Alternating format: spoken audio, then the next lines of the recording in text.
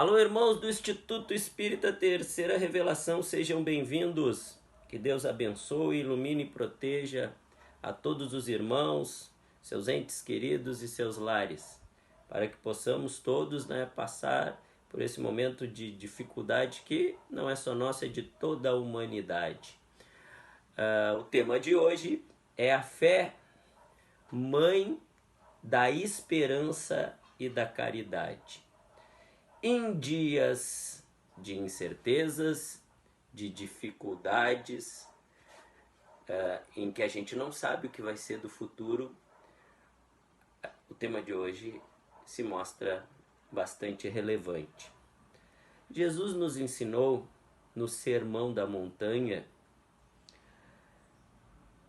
que nós precisamos desenvolver uma série de qualidades, de sentimentos, para nos tornarmos espíritos superiores, ou seja, para que a gente não só se desvencilhe da matéria, mas possa usufruir de uma felicidade plena, não essa felicidade relativa, que por enquanto é o que está ao nosso alcance. Jesus, lá no Sermão da Montanha, disse que a gente tinha que desenvolver a paciência, a resignação, a resiliência, a mansuetude, ou seja, vivermos em paz, A capacidade de perdoar, a capacidade de fazer ao outro o que gostaríamos que fizéssemos a nós mesmos, ou seja, desenvolver a caridade para lá, no fim desse processo, a gente conseguir amar verdadeiramente. E um espírito feliz, um espírito superior, é um espírito que sabe amar verdadeiramente e indistintamente, além de ter um cabedal de conhecimentos que dê suporte para que ele entenda como funciona o mundo, como funciona o universo. Nessa caminhada, a gente vai desenvolvendo todos os sentimentos que Jesus nos propôs lá no Sermão da Montanha. A gente vai desenvolvendo as coisas meio que junto, mas há dois deles que, se nós não trabalharmos com eles, nós não vamos fazer esse processo rodar, esse processo acontecer. Primeiro, e aí eu busco Sócrates, que está lá na introdução do Evangelho segundo o Espiritismo, que diz que Sócrates é um dos precursores do Espiritismo, e Sócrates viveu antes de Cristo, Sócrates, antes de ser esse filósofo, que é tido como o pai da filosofia, antes de ser o professor, o mestre que foi para tantos, Sócrates ainda, saindo ali da adolescência, no início da sua fase adulta, fez o que a grande maioria dos helênicos do seu tempo faziam, Iam a Delfos. É bom a gente lembrar que a Grécia dos tempos de Sócrates, berço da civilização, quem sabe, certamente, a maior potência da época, juntamente com os romanos, a Grécia era um país composto, uma nação composta de diversas cidades que se uniam, cidades-estados que se uniam para se defender dos inimigos externos, mas que entre elas viviam as turras, algumas vezes até em guerra. E cada cidade se completava. Por exemplo, Atenas, de onde era Sócrates, era o berço da democracia, do parlamento, da legislação. Esparta, berço, uma cidade mais pragmática, mais forte militarmente. E Delfos era o centro espiritual, Pois lá tinha o oráculo, que se origina de Síbila, que desde muitos tempos recebia os influentes não só da Grécia, quanto como dos países vizinhos, quando tinha que tomar decisões, e praticamente todo helênico, em algum momento da sua história, ia até Delfos para consultar o oráculo, e lá ficavam as pitonisas, né, que era quem fazia as predições, davam os conselhos. E Sócrates vai até lá com Xenofonte, seu amigo, havia sido seu parceiro no exército, e Sócrates já havia se destacado como militar pelo seu bom senso, pela forma como ele buscava a verdade, pela sua inteligência, a forma como ele tinha de extrair a verdade das coisas. E ao chegar para o oráculo, Xenofonte pergunta se havia na Grécia alguém mais inteligente, mais sábio do que Sócrates. E para surpresa de Sócrates e de Xenofonte, o oráculo diz que Sócrates era o homem mais sábio do mundo. Sócrates ficou surpreso, mas procurou entender o que o oráculo queria lhe dizer. Saindo de lá, retomando para Atenas, Sócrates passou a procurar os homens ditos sábios da época, os poderosos, os influentes, e a conversar com cada um deles e a entrevistá-los. A fim dessa série de entrevistas, Sócrates chegou a uma conclusão, que realmente ele era mais sábio do que todos eles. Porque Sócrates, ao conversar com cada um, via que eles tinham conhecimentos específicos extraordinários. Sabiam sobre aquele determinado assunto, nos mínimos detalhes. Né? Mas aquela sabedoria, que era uma sabedoria em parte, gerava neles uma sensação de que sabiam tudo. E acabavam discorrendo de assuntos diversos com a mesma segurança do que o assunto que dominavam. Isso fazia com que eles cometessem erros, até mesmo erros grassos, frutos do quê? Da presunção. E Sócrates chegou à conclusão que ele era mais inteligente que eles, porque Sócrates sabia de uma coisa, que ele nada sabia. Sócrates estava sempre em busca da verdade. E Sócrates nos ensina que a mãe de todas as virtudes é a humildade. Jesus Cristo já falava: vem a mim os pequeninos, porque será deles o reino de Deus. Vem a mim, bem-aventurados os pobres de espírito. Vem a mim o que não tem conhecimento e tem a ciência de que não tem. Joana de Ângeles nos ensina que a fé, vejam bem, juntamente com a humildade, a mãe de todas as virtudes, há um sentimento que é o que nos move. Joana de Ângeles nos ensina que nós levantamos todo dia de nossas camas e fazemos o que fazemos, do jeito que fazemos, porque nós temos fé, que nós temos que fazer estas coisas e desta forma. E esta fé foi construída ao longo de toda a nossa trajetória evolutiva, ou seja, todas as encarnações que nós vivemos. Então, se a gente faz o que faz do jeito que faz, é porque a gente acredita que desta forma tem que ser feito. Acontece que Joana de Ângeles também nos ensina que o espírito tende a fazer as coisas da mesma forma, sempre. Porque em crises anteriores foi fazendo desta forma que eu consegui sair da crise e evoluir. Acontece que as respostas para crises do presente não são as mesmas para crises do passado.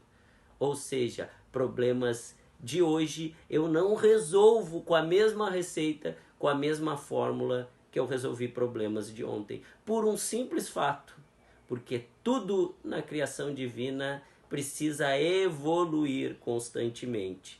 E se a gente acha uma receita perfeita, não há mais evolução. Por isso que nós estamos sempre sendo convidados, e as crises são um convite para fazer diferente, para fazer melhor, para fazer mais. Quando Jesus diz que bem-aventurados são os humildes, é porque Jesus era sabedor que ele tinha um projeto de nos tirar de uma situação de seres primitivos para uma de seres racionais. Ou seja, nos tira de uma situação em que nós somos comandados pelos nossos instintos, pelas nossas sensações, para sermos comandados pela razão. Ou seja, discernimento, conduzido pela inteligência e por sentimentos aprimorados. Acontece que o ser materialista e o nosso planeta, ele está lá no Livro dos Espíritos, os Espíritos Superiores dizem para Kardec que um dos grandes objetivos da doutrina espírita é combater o materialismo. Porque o materialista, ele é criado numa cultura em que ele traça um plano de vida perfeito, onde tudo vai dar certo, onde a vitória e o sucesso são as metas. E a construção dessa vitória e desse sucesso vai ser circundada por dias de vitória, dias agradáveis, repletos de uma sequência de pequenas, mas prazerosas sensações. Ou seja, constrói uma história perfeita em que tudo vai dar certo. E aí, na primeira dificuldade, na primeira crise, no primeiro fracasso, se acha injustiçado, se acha perseguido, se acha azarado e muitas vezes não é capaz de transpor obstáculos mínimos, porque traçou um plano de vida em que tudo, a todo momento, vai dar certo. Isto se chama presunção. É entender que depois que passou aquela fase inicial da vida, da infância e da adolescência, e que a gente estudou, completou o primeiro, segundo grau, alguns a universidade, que a partir dali a vida vai ser um sucesso total, que tudo vai dar certo. Isto se chama presunção. E Jesus diz, bem-aventurados os humildes. Por quê? Primeiro porque Jesus sabe que quando ele implantou a árvore do evangelho, esse processo se iniciou, ele está pegando espíritos no meio da caminhada e quer levar eles até o fim, a níveis superiores, pega lá embaixo e quer largar lá em cima. Então, tanto é que os espíritos superiores dizem, tá aqui, o Livro dos Espíritos, o que os Espíritos Superiores nos dizem? Que nós somos seres imperfeitos, construindo uma perfeição relativa, e que vivemos num planeta de provas e expiações, que ele é um hospital, uma prisão e uma escola. E ainda frisam, para a grande maioria, uma escola. E o que uma escola é? Composta de estudantes, claro que é os professores, como Jesus, como Sócrates, como Kardec, mas a grande maioria é estudante. E o estudante só evolui no estudo se ele souber, quando ele se matricula do curso, que ele nada sabe.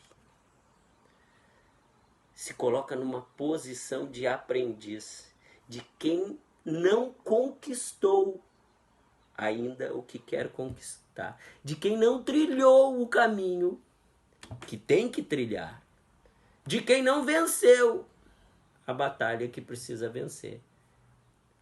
O materialista é o contrário, ele já acha que está tudo resolvido. É que isso é só uma questão de viver a experiência e que tudo vai ser lindo e belo. Então é muito importante que nós tenhamos a posição do aprendiz. Porque a fé, que é o que nos move, ela não pode ser presunçosa. Eu não posso acreditar que eu sou o que eu não sou, que eu tenho o que eu não tenho, que eu sei o que eu não sei, que os meus sentimentos são o ápice do que devem ser, porque isso me levará a fracassos constantes. Então, quando nós falamos que a fé é a mãe da esperança e da caridade, é importante saber que a primeira de todas as virtudes que vão fazer que as outras todas se desenvolvam é a humildade, é se colocar numa condição de aprendiz. Mas beleza, Marcos, entendi, aceito e vou viver desta forma. Mas não basta. Não basta ter isso. Né? Não basta só se colocar numa condição de aprendiz. É como se eu chegasse hoje na universidade, sentasse no banco da universidade e o professor me perguntasse: Marcos, o que tu veio fazer aqui? Eu não sei nem o curso que eu estou matriculado. É preciso que esta humildade seja conduzida por uma fé inabalável. Neste capítulo 19, nas instruções dos Espíritos, os Espíritos dizem que a fé é o alicerce para o nosso desenvolvimento. Ou seja, não tem processo evolutivo sólido, confiável, sem um bom alicerce. O alicerce é a fé. Não adianta eu me matricular na escola porque sei que preciso da escola, mas não sei em que escola, o que ela ensina, o que ela fala, o que ela vai produzir em mim. É importante, irmãos, que nós que somos espíritas saibamos que nós estamos numa escola em que o modelo, o guia, o mestre é Jesus. Como é que eu tenho que ser como Jesus? Como é que eu tenho que fazer as coisas como Jesus fazia? Então é importante que a gente saiba quem foi Jesus, o que fez, o que ensinou, como ensinou, onde ensinou, quando ensinou. Porque ele é o caminho, ele é o guia, ele é o modelo. Quando a gente tiver dúvida se tem que ser assim ou assado, o que a gente olha? O modelo, o molde. Para quem já trilhou o caminho, que é Jesus. Mas não se faz um espírito superior apenas de bons sentimentos. E Jesus, ele teve um trabalho muito mais voltado para os sentimentos, porque Jesus sabia que havia já naquele tempo, imagina nos dias de hoje, uma discrepância gigantesca entre o conhecimento por nós adquirido e produzido e a nossa moralidade. Então Jesus trabalhou muito mais na área da moralidade, porque é uma defasagem muito grande, tanto é que Jesus não produziu um conhecimento escrito. Mas isto veio adiante com uma série de movimentos.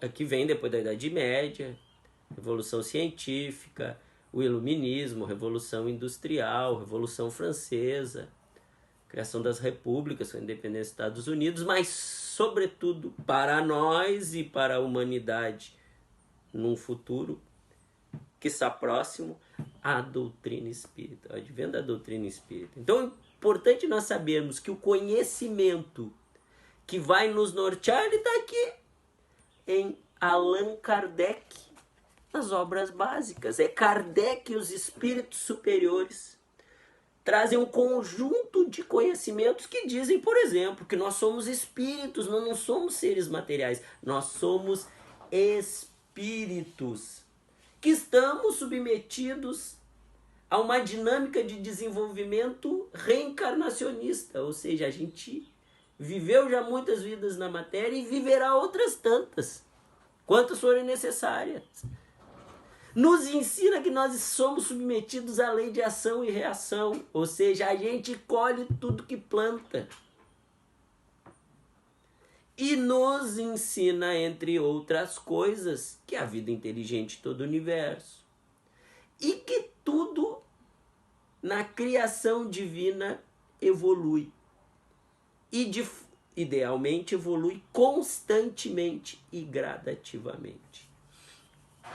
Então, quando a gente vai rodar esse processo do desenvolvimento das nossas qualidades na direção de tirar aquele ser primitivo totalmente que há dentro de mim e chegar ao ponto de ser um ser que tem uma ciência, conhece, entende como funciona o mundo e o universo e as suas leis e, sobretudo, tem sentimentos elaborados a tal ponto que a gente é capaz de amar indistintamente a todos como ama a si próprio.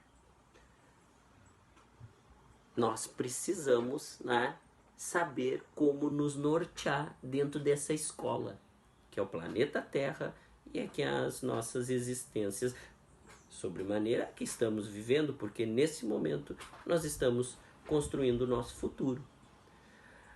Mas a gente entende tudo isso, a gente aceita tudo isso, mas muitas vezes eu mesmo me pego pensando e vejo que muitos irmãos me relatam e dizem, mas Marcos, pô, eu sei tudo isso, eu procuro, eu miro o exemplo de Jesus, estudo tudo que Jesus ensinou, estudo as obras básicas, vou ao grupo de estudo, assisto as palestras, vou à desobsessão, tomo passe, faço tudo. Mas eu sinto que eu não evoluo. Meus irmãos, primeiramente assim, um estudante, ele muitas vezes, e vejam, é como Pestalozzi propôs que Deus nos educa, do simples para o complexo, utilizando o que nós temos de bom para combater os nossos vícios, as nossas paixões e as nossas ignorâncias. Por ser dessa forma, muitas vezes a gente não nota o processo evolutivo que está acontecendo dentro de nós. É como um aluno que se matricula no primeiro ano. Todos nós, quem não fez ensino fundamental, né? Se tu estás no 9º ano e tu olha lá para o teu início no primeiro ano, tu entende o quanto tu evoluiu. Mas muitas vezes, se tu tá ali no meio do caminho, no 3º, 4º ano, fica pensando, pô, vem todo ano, passa o ano inteiro nessa escola, é aula, é tema, é isso, é aquilo, e eu, parece que eu saio sem saber quase pouca coisa mais do que saiu ano passado. Não é assim. Na verdade, a gente sabe como a gente vive num planeta de provas, o estudante ele precisa ir a cada dia acrescentando um pouquinho de conhecimento e um pouquinho de dificuldade. Como nós somos constantemente testados, que é metodologia para esse processo ser assim suave, né? Não ser tão abrupto, não precisar dar saltos. Muitas vezes a gente não se dá conta da evolução que faz. Porque são pequenos degraus que a gente sobe a cada etapa, a cada missão, a cada ciclo. Mas se nós queremos mensurar esse processo, se ele está realmente sendo válido, se nós estamos tendo proveito dele, é bom ler as instruções dos Espíritos desse capítulo 19, que os Espíritos dizem que a fé, ou seja, ela é o alicerce do processo, e a fé é a mãe da esperança e da caridade. Vejam, em dias como hoje é muito fácil fazer essa reflexão. Quem tem uma fé sólida, claro que a nossa fé não é perfeita, nós somos seres em construção, não somos seres perfeitos, mas se ela é a ideal ou próxima disso para o meu atual estágio, vejam qual é a esperança que você tem no futuro da humanidade, no seu futuro, num momento tão incerto como os dias de hoje. Ai, o mundo vai acabar, o que vai ser de mim, da minha família?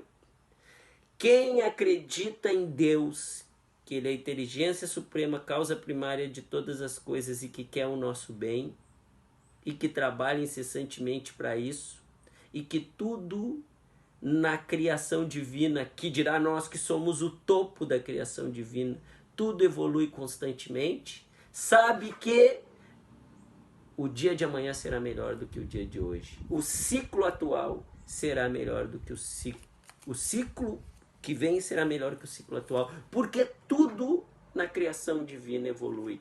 Quem crê solidamente, mesmo nos momentos de dificuldade, tem a certeza que a dificuldade vai passar e após ela passar, se criará o progresso na sequência dos fatos em si e no coletivo. Mas ela não é mãe só da esperança. Não basta ter esperança. Lá na ponta do processo, quem lê o livro do professor Sérgio Lopes, do Dr. Sérgio Lopes, vê bem isso. Lá na ponta do processo, quando a gente se transforma em altruísta, capaz de produzir, e aí está no capítulo 19, que a fé inabalável também é aquela fé que modifica a sua vida e a dos que estão à sua volta. O altruísta é aquele que é capaz de que os seus atos não só modificar a sua condição, mas modificar a condição do coletivo.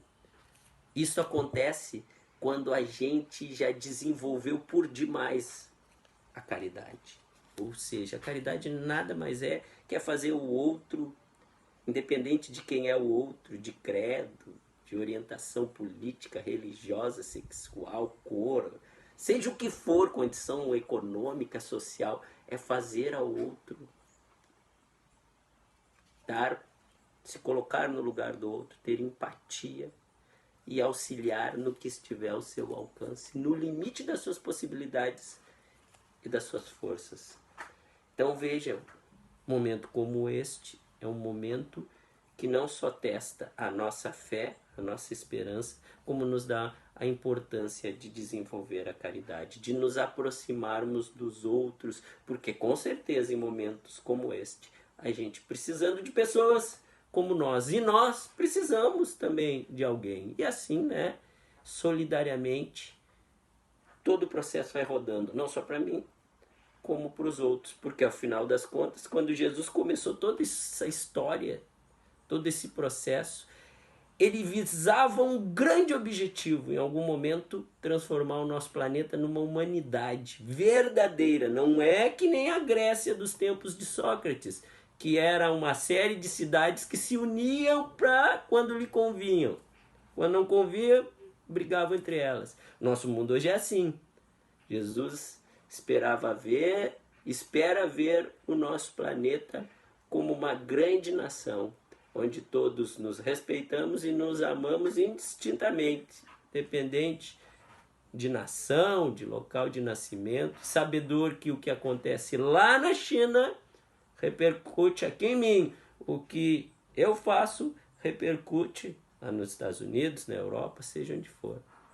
E somos todos integrantes do mesmo barco, somos irmãos. Então, em dias de hoje, há de se ter fé. E o indicativo que nós temos fé é o tamanho da nossa esperança, e o combustível para alimentar essa esperança e fazer com que tudo isso passe logo é a caridade. Muito obrigado. Que todos tenham um período aí de muita paz, de muita fé, de muita esperança, para que todos nós saiamos dessa situação o mais rápido possível, mas sempre lembrando, tudo que Deus faz tem um propósito, e procuremos, aprender as lições dos dias de hoje. Um grande abraço aos irmãos e até a próxima.